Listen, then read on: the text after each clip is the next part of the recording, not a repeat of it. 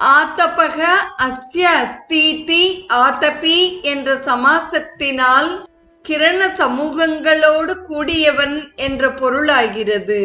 ஆசமந்தாத் தபக ஜெகன் நிர்மாண சங்கல்பக அஸ்யாஸ்தீதி ஆதபி என்ற சமாசத்தினாலும் தப ஆலோசனே என்ற தாத்துவினாலும் எஸ்ய ஞானமயம் தபக என்ற ஸ்ருதியினாலும் இந்த உலகத்தை இச்சா மாத்திரத்தினால் அதாவது ஆசை உணர்வால் நிர்மாணம் பண்ணுகிற சத்திய சங்கல்பத்தோடு கூடிய பகவானான ஆதி நாராயணனும் ஆதபி என்ற சொல்லின் பொருளாக ஆகிறான்.